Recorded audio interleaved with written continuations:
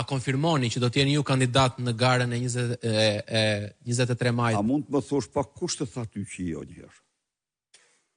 Po si e bërë të pyetje? Kaq, përgjigje.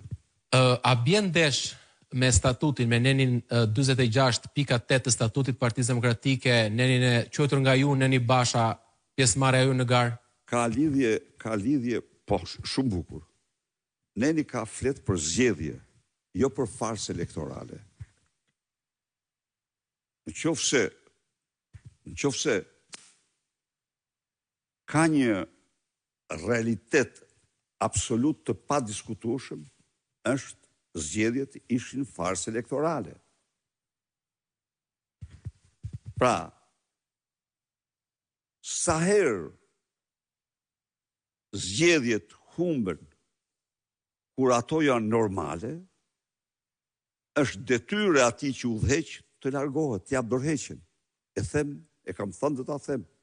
Farsa elektorale është tjetër, është detyrë të luftoj diktaturën pastaj. Duhet luftoj dhe ne e bëm luftën tonë edhe po e bëjmë në kuptimin që ne farsa elektorale ishte 21-shi.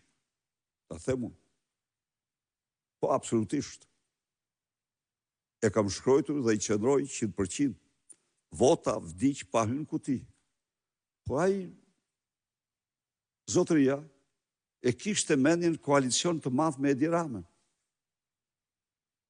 Nuk kishte mendjen të mbronte votën e qytetarëve shqiptar. Kjo është e vërteta. Dhe unë ja thash atij, të nesërmen, kjo është farsë. Ne duhet mbrojmë votën e shqiptarëve, pse është farsë? Dhe mos harroni 21-shin, Edi Rama nuk kishte arrestuar liderët e opozicës në vit elektoral. Në 21-shin, Edi Rama nuk dha 100 euro në mes fushatës elektorale. Në 21-shin, Edi Rama nuk fali 2 miliard euro të kredit para zgjedhjeve Gjoba dhe Kamata. Në 21-shin, Edi Rama nuk licensoi 28.000 hektar mbjellje kanabisi. Në 21-shin, pra, nuk organizoi 4.530 evente në periudhën parazgjedhore.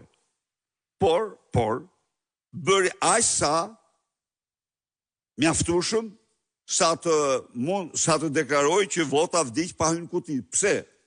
Dha 130 milion euro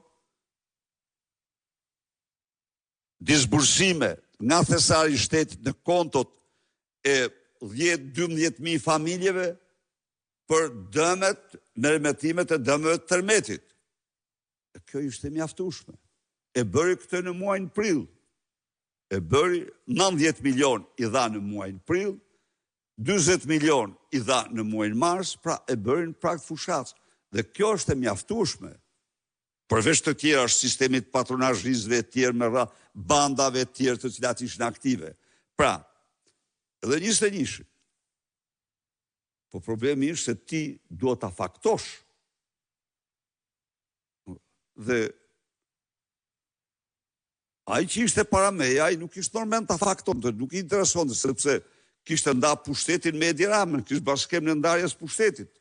Kjo është e vërteta.